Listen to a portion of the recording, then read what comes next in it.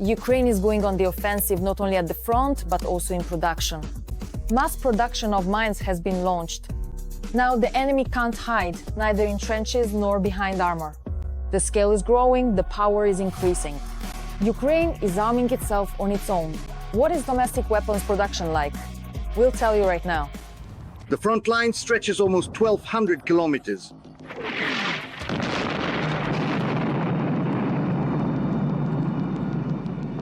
To thoroughly mine the entire front line, you need hundreds of thousands, if not millions, of anti-personnel mines.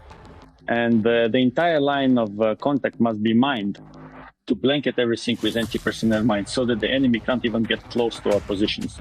This is what needs to be done today, and it needs to be done urgently. But where can we get these mines? For 20 years of participating in the Ottawa Convention, Ukraine diligently destroyed such anti-personnel weapons and continued to do so even after the annexation of Crimea and the start of the war in Donbass.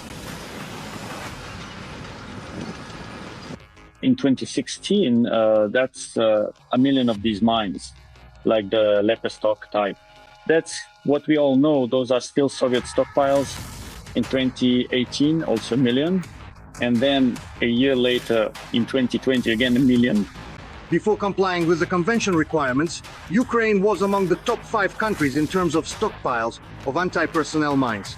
Russia has never been a signatory to the Anti-Personnel Mine Ban Convention, just like the United States, just like China, just like Israel and many other countries. So replenishing the stockpile of anti-personnel mines is currently the main task, but there are not many countries that could share them. Most of our partners who support us in Europe are signatories to the Ottawa Convention, and they currently cannot do this through transfers. But there is America, there is Israel. Let's see what they will provide us. Countries of the so-called Third World also have stockpiles of anti-personnel mines. Our experts do not rule out that there may be those willing to help us there as well. But who exactly? That information is classified. Because Russia is also working to prevent us from acquiring these weapons. So here, it's not about public diplomacy anymore, but rather about the work of our intelligence services in searching for and purchasing these weapons around the world. And our specialists are already modernizing old Soviet models that haven't yet been destroyed. After being upgraded, the mines become lighter and the damage radius increases. Now it's urgent to ramp up production volumes. And for that, money is needed. And for that, production capacity is required. And of course, to hide them, that is to place them as much as possible underground.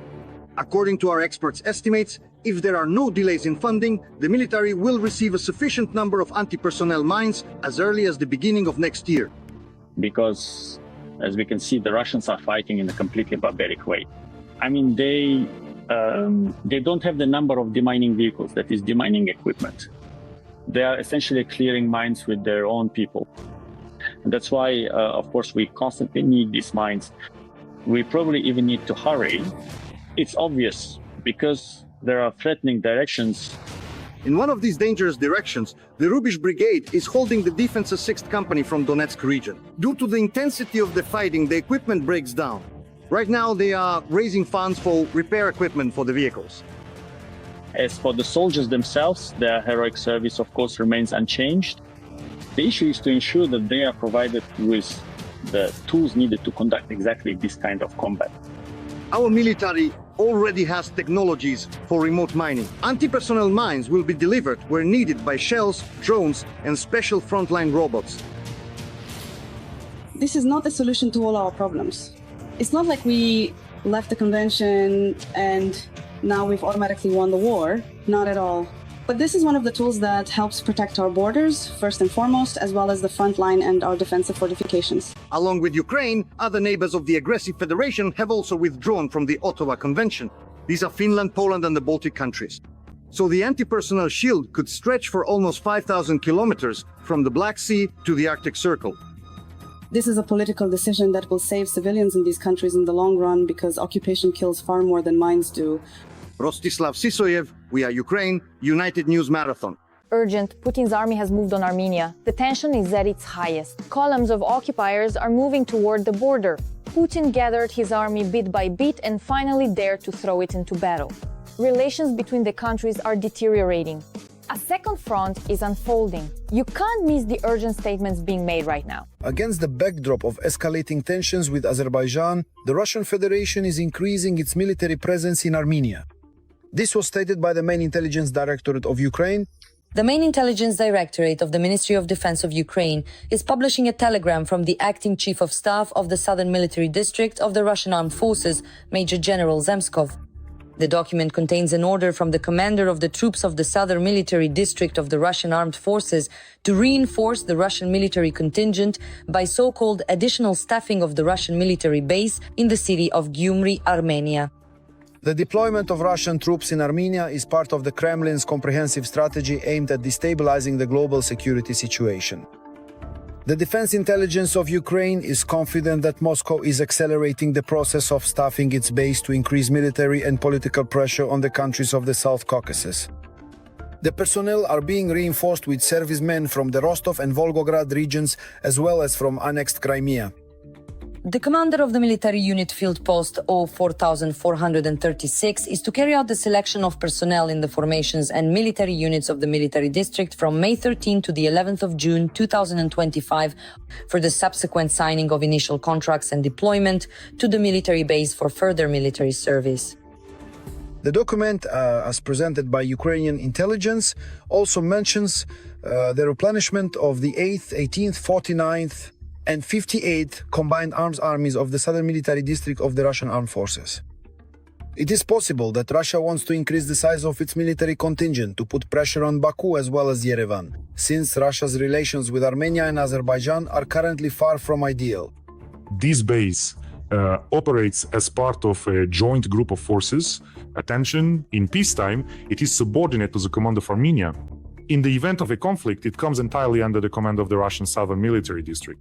But this military base and the air group in Erebuni could be used against Armenia itself if for some reason Moscow is displeased with something there. So if Armenia suddenly leaves, just as is happening now, by the way, the sphere of influence of the Russian Federation, then it is possible that Putin could use them. That's why this is a dangerous situation. The base in Gyumri was established in 1995 under the current agreement between Yerevan and Moscow. It will operate until 2044. The 102nd Russian military base is located in Gyumri, which is the largest military facility of the occupiers in the South Caucasus. The personnel count is about 5,000 people. 2,500 are Russians and 2,000 are Armenians. The base is equipped with S-300 surface-to-air missile systems and 18 MiG-29 fighter jets. So this is quite a formidable strike force which could, for example, seize the airport in Yerevan and secure the landing of Russia's main forces. Every voice matters. Join our community, support independent journalism and help us bring you the truth from Ukraine. Become a member of Ukraine today. Join us now. The Russian army attempted a similar seizure at the Hostomel airfield near Kyiv in February 2022. The Armenian Ministry of Foreign Affairs also commented on the statement by the main intelligence directorate about Russia increasing its military presence in the country. They stated that their position is principled and that the territory of Armenia cannot be used by third countries. The Republic of Armenia reaffirms its principled position that the territory of the Republic of Armenia cannot be used by third countries to conduct military actions against any of its neighboring states. Ani Badalyan, spokesperson for the Armenian Ministry of Foreign Affairs. The military base in Gyumri is perhaps the only lever of military and political pressure on the countries of the South Caucasus. The Russian outpost in Armenia can be compared to the Black Sea Fleet base in Sevastopol. It was precisely thanks to Russian forces in Ukrainian Crimea that the occupation of the peninsula took place in 2014. And Armenia should take this lesson into account to avoid repeating the same mistakes. A mutiny has begun in the Russian army. The so-called butchers are retreating. The armed forces of Ukraine have already defeated them 3 times. Now, Putin's mercenaries simply refuse to go into battle against our forces. The dictator is grinding his teeth. This is a real failure. Such shame can no longer be hidden. The scale of discontent within the Russian military is growing rapidly. Exclusive details about this will be in the upcoming report in just a moment. We're bored. It's stagnation. We want some action. Putin talked about action, and his army made it a reality. There are really incredibly fresh graves. They're so incredibly new that they haven't even had the chance to put up any headstones or fences around them yet. They had remained silent since the start of Putin's full-scale invasion of Ukraine, but after 3 years, this brigade found itself on the verge of an open mutiny, something the Kremlin greatly fears. The commanders find ways to put you to use in order to accomplish their assigned tasks. No one would ever send a disabled person on an assault. That's just a given. The soldiers are refusing to follow orders, including former members of the Wagner PMC. Everyone is openly rebelling. Our boys.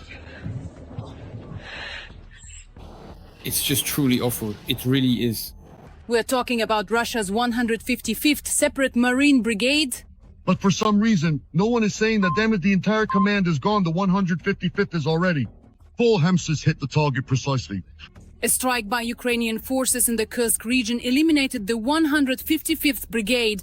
Please honor the memory of Mikhail Gudkov and his fellow soldiers. The Russians have acknowledged the death during this strike of Major General Mikhail Gudkov, the deputy commander of the Russian Navy. He was the head of the 155th Brigade. A Russian officer passed away while on duty. A true soldier of Russia. Your husband.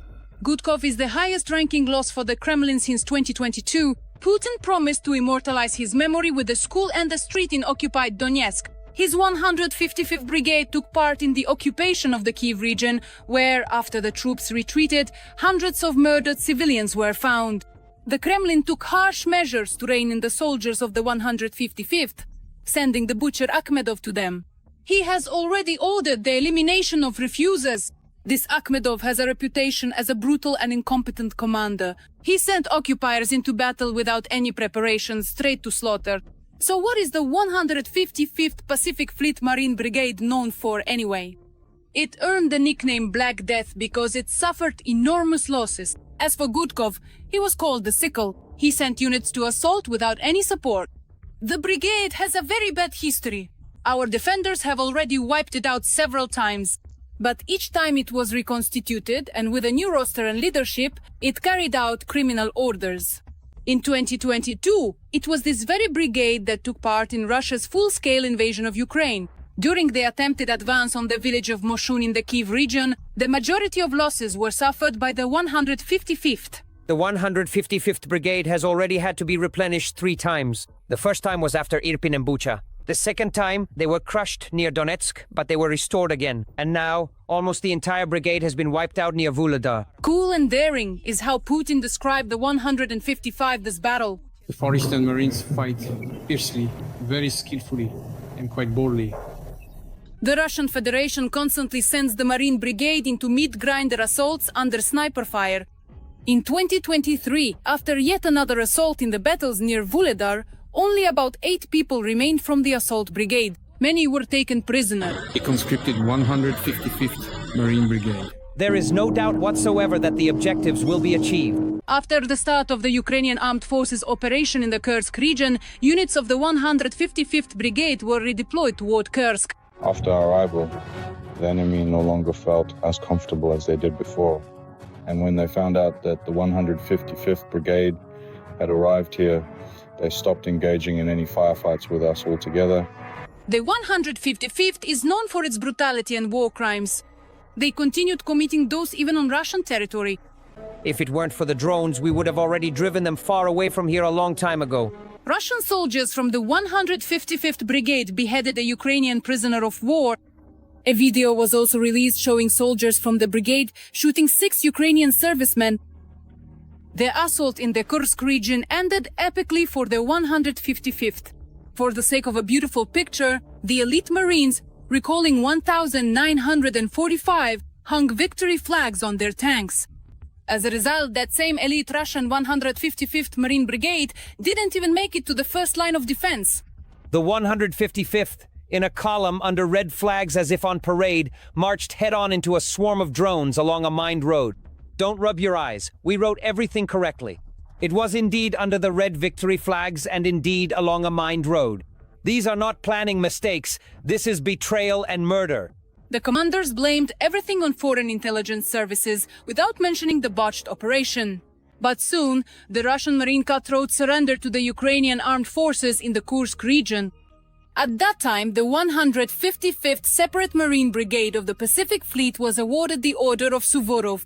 Putin agreed to grant the Marines of the 155th Brigade the honorary title in honor of Kursk. Their request will be granted with gratitude for everything they do for the motherland. Thus, the legendary Marines of the 155th Brigade of the Pacific Fleet are right now moving toward our common victory, breaking through and reclaiming the lands of my native Kursk region. And the enemy knows them, knows that the Varangians do not retreat. While the command receives medals for brutality, the Russian 155th Marine Brigade can rightfully claim the status of the most unsuccessful unit in the entire full-scale war against Ukraine.